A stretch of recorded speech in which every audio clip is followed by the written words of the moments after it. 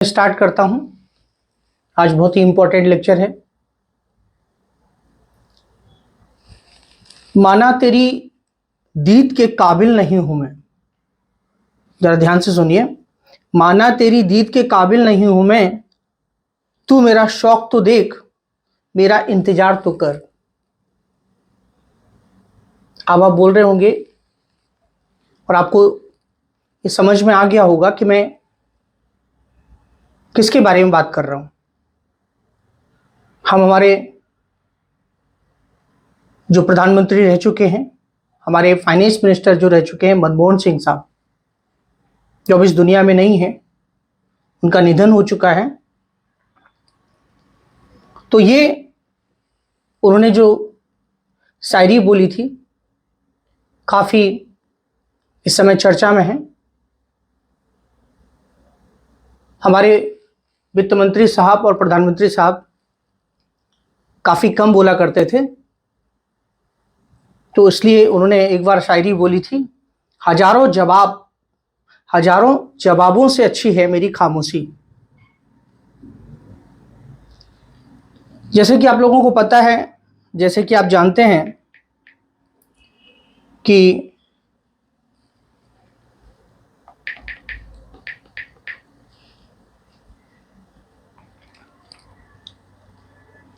हमारे जो प्रधानमंत्री साहब, जो भूतपूर्व प्रधानमंत्री हैं, जिनका इस समय निधन हो चुका है, तो हम उनके बारे में कुछ महत्वपूर्ण बातें हैं जिनको हम समझेंगे। और आज का जो स्पेशली लेक्चर है वो इंडियन इकोनॉमी के लिए है। और जो इंडियन इकोनॉमी की जो मैं बात कर रहा हूं यहां, जैसे कि आपको पता है कि वो आर्किटेक्ट इकोनॉमी के एक तरीके से रह चुके हैं। हमारे यहाँ जो आर्थिक सुधार लाए गए, इकोनॉमिक रिफॉर्म्स लाए गए, तो हम एक एक चीज को बहुत ध्यान से समझेंगे। और चूंकि इंडियन इकोनॉमी का लेक्चर है और हमारे जो प्रधानमंत्री हैं रह चुके थे मनमोहन सिंह साहब, तो मनमोहन सिंह साहब ने क्या क्या रिफॉर्म्स किए, उनका इंडियन इकोनॉमी को क्या कंट्रीब्यूशन था, ये सब पे हम चर्चा आज करेंगे। देखिए, हमारी जो इकोनॉमी है, हम 1947 में आजाद हुए, हमें आजादी मिली, इंडिपेंडेंस मिला। इंडिपेंडेंस मिलने के बाद हम पहुंचते हैं 1990s के दशक में। और 1990s में उस समय फाइनेंस मिनिस्टर के रूप में हमारे मनमोहन सिंह साहब ने काम किया। और 2004 से लेके 2014 तक उन्होंने एज ए प्राइम मिनिस्टर काम किया। उनके टेन्योर में जो जो पॉलिसीज लाएंगे एज ए प्राइम मिनिस्टर,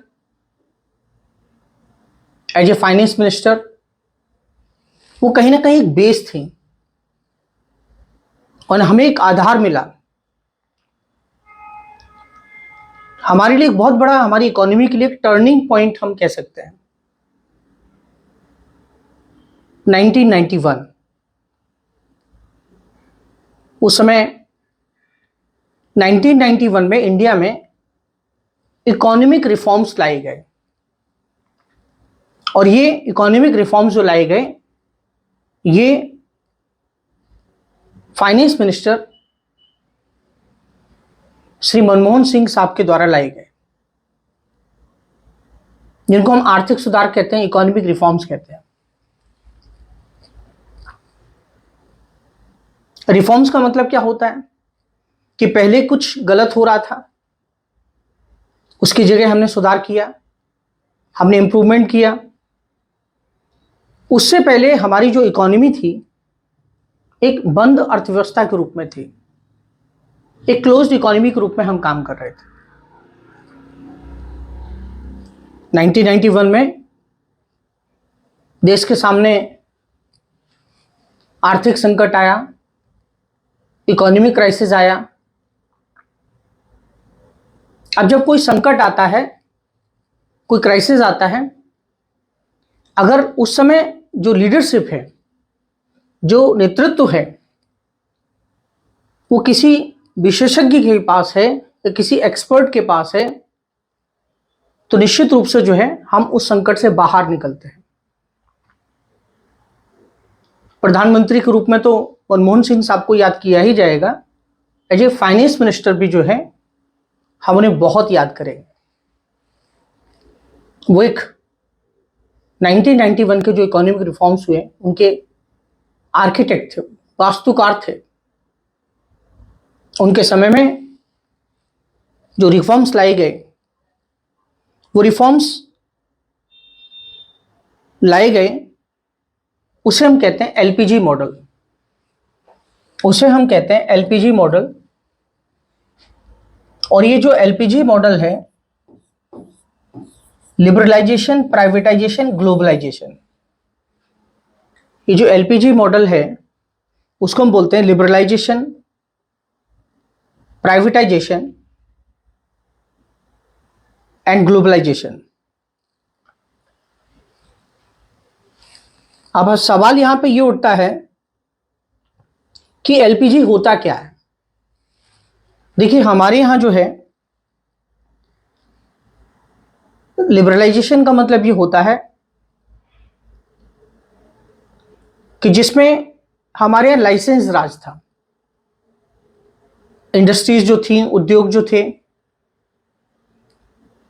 वो उनको लाइसेंस लेना पड़ता था और लाइसेंस के कारण एक फ्रीडम नहीं था। तो लिबरलाइजेशन लाया गया, प्राइवेटाइजेशन हुआ, निजीकरण लाया गया और साथ ही साथ जो है ग्लोबलाइजेशन भी लाया गया, जिसे हम वैश्वीकरण कहते हैं।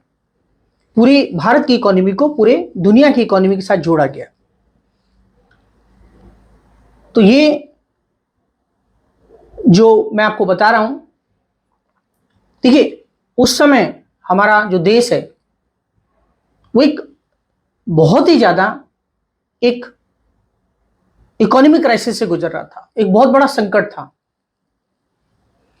और संकट के समय मैंने आपको बताया, जब हमारे पास क्राइसिस हो, जब हमारे पास परेशानी हो, और ऐसे में मनमोहन सिंह साहब की जो नीतियां थी, उनकी जो पॉलिसीज थी, उन्होंने जो है बहुत ही इंपॉर्टेंट यहां पे रोल निभाया या भूमिका अदा की। उस समय क्या प्रॉब्लम था? 91 में जब प्रधानमंत्री थे नरसिम्हा राव, तो जब फाइनेंस मिनिस्टर इनको अपॉइंट किया गया, तो भारत जो है जिस तरीके से श्रीलंका में हुआ था, प्रॉब्लम, समस्या हुई थी, कमोबेश वैसी समस्या भारत के पास भी थी।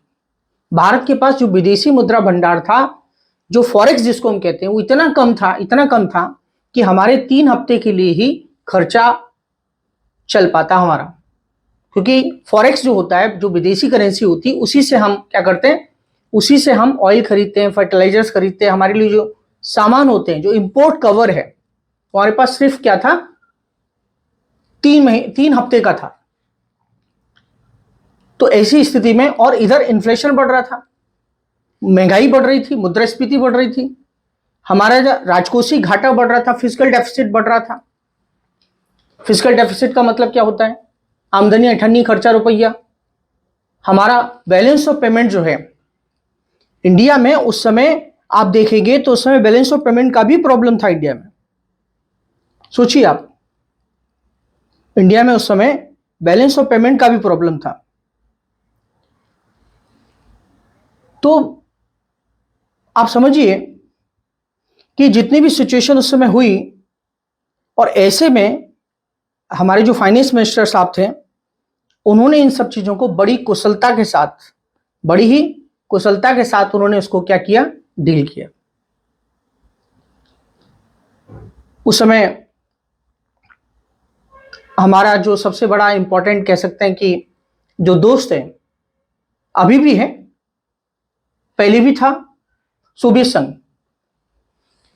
सोवियत संघ हमारा एक इंपॉर्टेंट ट्रेड पार्टनर था। और वो भी आपको पता है 90 के दशक में उसका भी सोवियत संघ कोलैप्स हो गया। रशिया, आज हम रशिया के रूप में देखते हैं, और भी देश जो उसके साथ थे, तो सब जगह से प्रॉब्लम हो रही थी।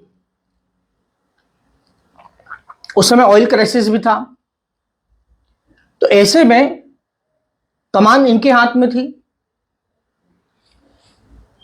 तो क्या रिफॉर्म्स किए? तो मनमोहन सिंह साहब ने जो रिफॉर्म्स किए वो एलपीजी मॉडल पे बेस्ड थे। पहली बात तो ये समझ लीजिए, उन्होंने जो क्लोज्ड इकोनॉमी थी अब वो ओपन इकोनॉमी के रूप में सामने आ गई। जो क्लोज्ड इकोनॉमी थी अब वो ओपन इकोनॉमी के रूप में सामने आ गई। रुपए का अवमूल्यन किया गया। जो रुपया है उसको डीवैल्यूएट किया गया, क्योंकि 1991 में रुपए को डीवैल्यूएट किया गया।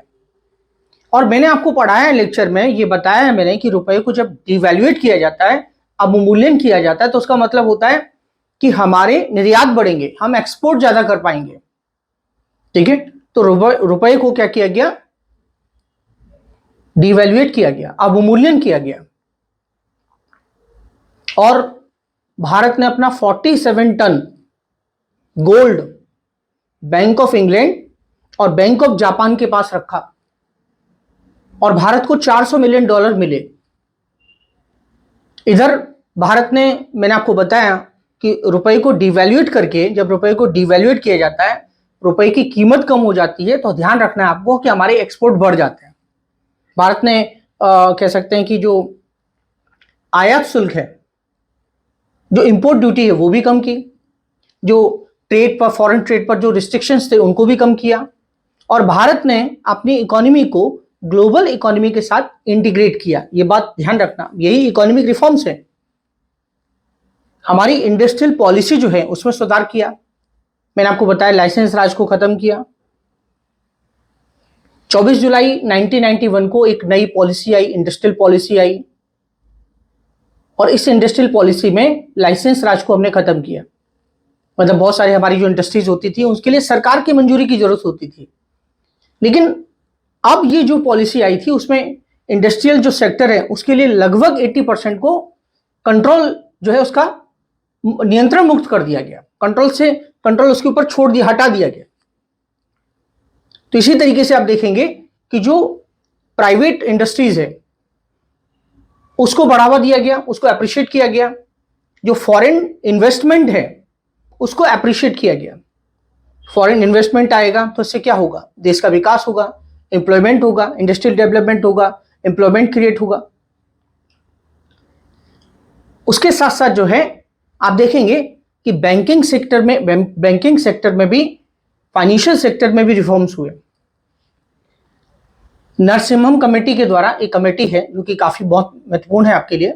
फाइनेंशियल सेक्टर में जो रिफॉर्म्स हुए उस समय नरसिम्हम कमेटी है। फाइनेंशियल बैंकिंग सेक्टर रिफॉर्म्स के लिए नरसिम्हम कमेटी है, उसने अपना रिकमेंडेशन दिया था कि जो एसएलआर है और जो सीआरआर है उसको घटा दिया जाए। अब आप पूछेंगे सर ये एसएलआर सीआरआर क्या होता है? तो मतलब सीआरआर का मतलब होता है कि कुछ कैश जो है, कैश रिजर्व रेशियोज को बोलते हैं, ये जमा करना पड़ता है आरबीआई के पास बैंकों को। कि मान लिया आपको 500 रुपए दिए गए और 500 रुपए में बोला गया कि आपको 400 रुपए अपने पास रखने हैं, 100 ही रुपए खर्च करने हैं। तो इससे आपका सीआरआर बढ़ गया। जब सीआरआर बढ़ गया तो आप 100 ही रुपए खर्च कर पाएंगे, 400 रुपए आपके पास रहेंगे। तो आप क्या करेंगे? आपके पास रहेंगे तो आप क्या नहीं कर पाएंगे? आप इससे जो है खर्चा नहीं कर पाएंगे ज्यादा। अगर बैंक के पास ये सिचुएशन है, अगर बैंकों के पास ऐसी सिचुएशन है, तो सिचुएशन में होता क्या है? उस सिचुएशन में ये हो जाता है कि बैंक लोगों को ज्यादा लोन प्रोवाइड नहीं कर पाते हैं। आप समझिए इस बात को, बैंक ज्यादा लोगों को लोन प्रोवाइड नहीं कर पाते हैं। तो लिक्विडिटी क्या कर दी जाती है? एब्जॉर्ब कर ली जाती है। तो इस तरीके से जो है आप देखेंगे फाइनेंशियल सेक्टर में भी रिफॉर्म्स किए गए। फॉरेन इन्वेस्टमेंट को अट्रैक्ट किया, फॉरेन इन्वेस्टमेंट को कह सकते हैं कि फॉरेन इन्वेस्टर्स इंडिया में आए, निर्यात को बढ़ावा मिला, भारत में नई नई इंडस्ट्रीज का जो निर्माण किया गया, एम्प्लॉयमेंट क्रिएट हुआ, बहुत सारे लोग गरीबी से बाहर निकले। और देखिए पहले हमारे यहाँ सोशलिस्ट इकोनॉमी थी, आज नहीं है, मैं ऐसा नहीं कह रहा हूं, लेकिन सोशलिस्ट जो कंट्रोल है उसको थोड़ा कम किया गया, मिनिमाइज किया गया, और आज मार्केट ड्रिवन इकोनॉमी में, इकोनॉमी की तरह जो है उसमें चेंजेस लाए गए। बाजार संचालित अर्थव्यवस्था, जिस अर्थव्यवस्था को बाजार संचालित करता है, तो इसीलिए आज आप देख सकते हैं कि आज दुनिया की सबसे बढ़ती अर्थव्यवस्था के रूप में जो है आज भारत को समझा जाता है, भारत को, और भारत को देखा जाता है।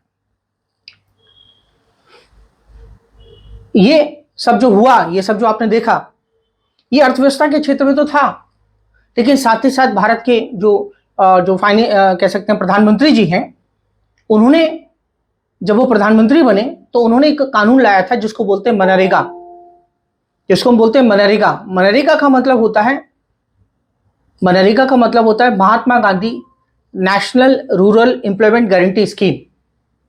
Mahatma Gandhi national rural employment guarantee scheme, ये 2005 में शुरू किया गया था, जब ये फाइनेंस मिनिस्टर के रूप में थे, कह सकते हैं प्रधानमंत्री के रूप में थे। तो जब पीएम के रूप में थे तो उन्होंने मनरेगा को स्टार्ट किया। मनरेगा क्या है? एक ग्रामीण परिवारों को साल में 100 डेज की जो मजदूरी देने वाला एक कार्यक्रम है, कि उनको 100 डेज की गारंटी दी जाती है कि आपको भाई 100 साल तो आपको वो 100 दिन का जो है आपको वो मजदूरी हम देंगे, क्योंकि जो मजदूर होता है बाहर जाता है काम करने के लिए, लेकिन उसके घर में ही अगर उसको मजदूरी मिल जाएगी, तो ऐसा एक गारंटेड प्रोग्राम लाया गया 100 दिन के मजदूरी देने वाला, इसको मनरेगा कहते हैं। इससे जो गरीबी है, इससे जो लोगों को रोजगार देने का जो समस्या थी, उसको कहीं ना कहीं एड्रेस किया गया। तो एक मनरेगा बहुत इंपॉर्टेंट है, जिसको 2005 में प्रधानमंत्री जब थे मनमोहन सिंह साहब, तभी स्टार्ट किया गया। उसके बाद आप देखेंगे आरटी जो है, आरटीआई जो है, ठीक है, आरटीआई सूचना का अधिकार, सूचना का अधिकार लाया गया। सूचना के अधिकार के तहत नागरिकों को, जो सिटीजन्स होते हैं, उनको गवर्नमेंट की जो इंफॉर्मेशन है वो उनको मिल सके, ऐसा अधिकार नागरिकों को दिया गया, आरटीआई जिसको हम कहते हैं। उसके बाद एक और एक्ट लाया गया जिसको बोलते हैं right to education, RTE. RTE का जो ऑब्जेक्ट था वो ये था, 6 to 14 ईयर्स के जो बच्चे हैं उनको फ्री एंड कंपल्सरी एजुकेशन, ये अधिकार प्रदान किया गया। तो मैं कह सकता हूं कि मनमोहन सिंह साहब एक इकोनॉमिस्ट थे, एक पॉलिटिशियन थे, साथ ही साथ उन्होंने बहुत ही इंपॉर्टेंट रोल भी प्ले किया है। जैसे कि आप देखेंगे कि भारतीय रिजर्व बैंक में वो गवर्नर रहे हैं, आप नोटों पर मनमोहन सिंह साहब के सिग्नेचर देख सकते हैं। योजना आयोग में रहे हैं, योजना आयोग में रहे हैं, साथ में वित्त सचिव रहे हैं, फाइनेंस सेक्रेटरी रहे हैं, उसके साथ साथ यूजीसी में, यूजीसी के अध्यक्ष रहे हैं, चीफ इकोनॉमिक एडवाइजर रहे हैं, राज्यसभा में सांसद रहे हैं, और आईएमएफ में भी उन्होंने इंपॉर्टेंट रोल प्ले किया है, प्लानिंग कमीशन में रहे हैं।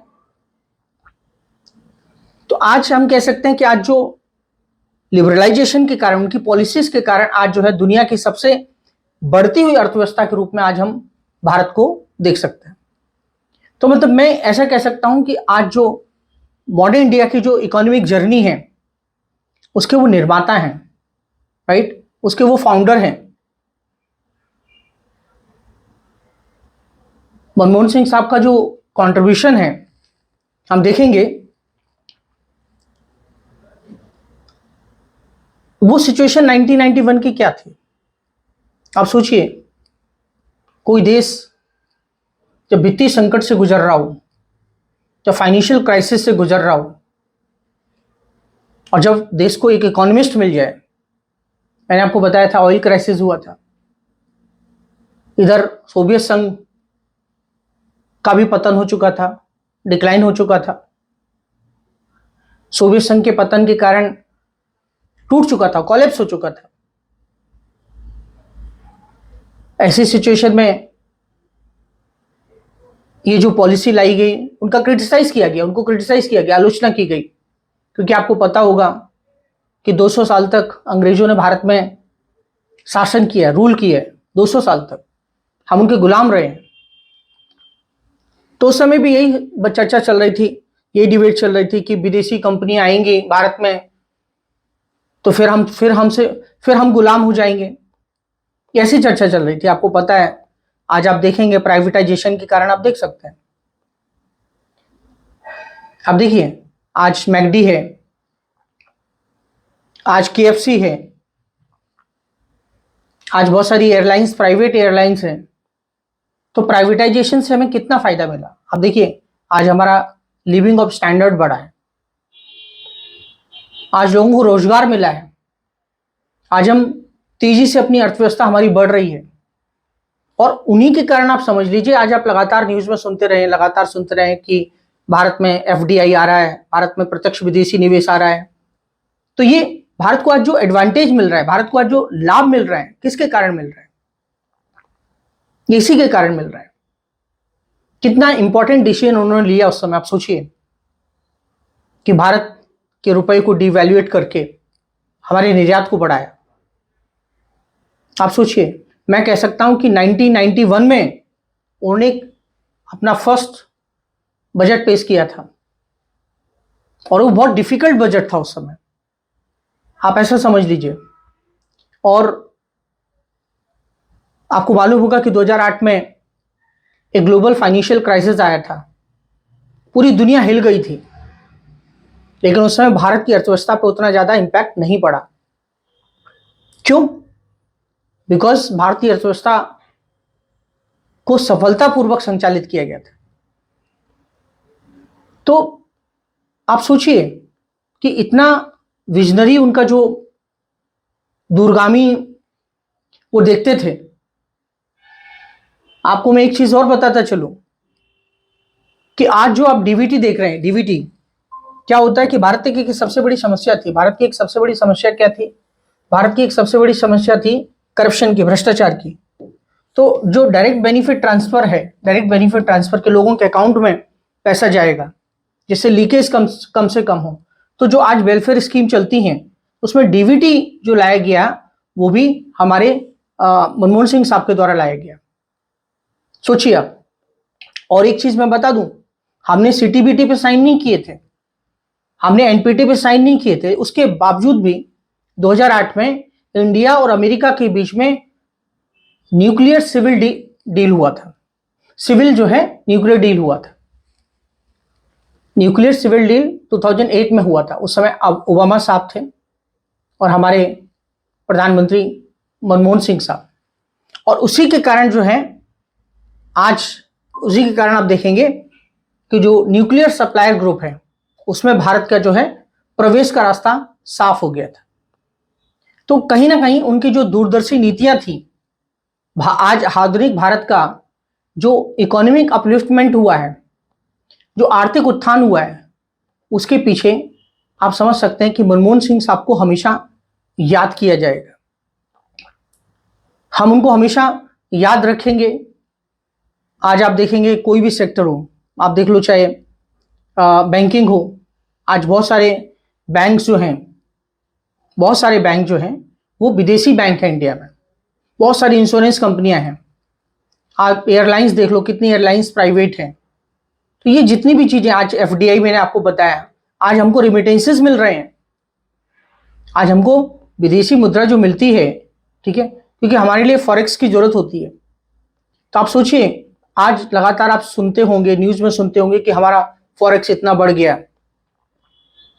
तो ये एक समय वो था जब हमारे पास फॉरेक्स कितने समय के लिए साहब, 3 हफ्ते के लिए था। लेकिन आज आप लगातार देखेंगे उसमें उछाल देखते हैं आप। आज आप देखते हैं, लगातार देखते हैं कि हमारा जो एफडीआई है सिंगापुर, उसका सबसे बड़ा सोर्स है, उसके मॉरिशस है, ऐसे करके आप देखेंगे। तो एफडीआई जो इन्वेस्टमेंट लगातार आ रहा है। तो मनमोहन सिंह के जो फैसले थे, उन्होंने कह सकते हैं कि 1 अरब लोगों के जीवन के जो आकार है उसको उन्होंने अपने डिसीजंस के द्वारा बदल दिया। उन्होंने लिबरलाइजेशन के एक फाउंडर थे। देश की दशा और दिशा दोनों बदली। मैं कह सकता हूं कि उनको टेक्नोक्रेट फाइनेंस मिनिस्टर कहा जाता है। इनको हम एक्सीडेंटल प्राइम मिनिस्टर भी कहते हैं। अब आप सोचेंगे सर ये एक्सीडेंटल प्राइम मिनिस्टर का मतलब क्या हुआ? एक्सीडेंटल प्राइम मिनिस्टर का मतलब ये हुआ कि 2004 में सोनिया गांधी जी प्रधानमंत्री बनने जा रही थी, लेकिन चूंकि नागरिकता के आधार पर मुद्दा उठा तो सोनिया गांधी जी ने मनमोहन सिंह साहब को जो है प्रधानमंत्री बना दिया। हमारे प्राइम मिनिस्टर ये मनमोहन सिंह साहब कम बोलते थे, ये मैंने आपको पहले बताया, लेकिन जो भी बोलते थे बहुत उम्दा बोलते थे।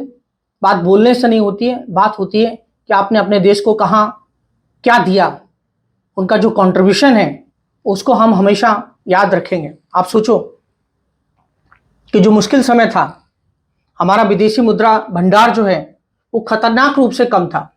हम एक बहुत ही इंपॉर्टेंट फाइनेंशियल क्राइसिस से गुजर रहे थे, और ऐसे में उन्होंने जो डिसीजन लिए, उन्होंने 1991 में एक बजट भाषण भी दिया था। उन्होंने कहा था संसद में कि पृथ्वी पर कोई भी शक्ति उस विचार को नहीं रोक सकती है जिसका समय आ गया है।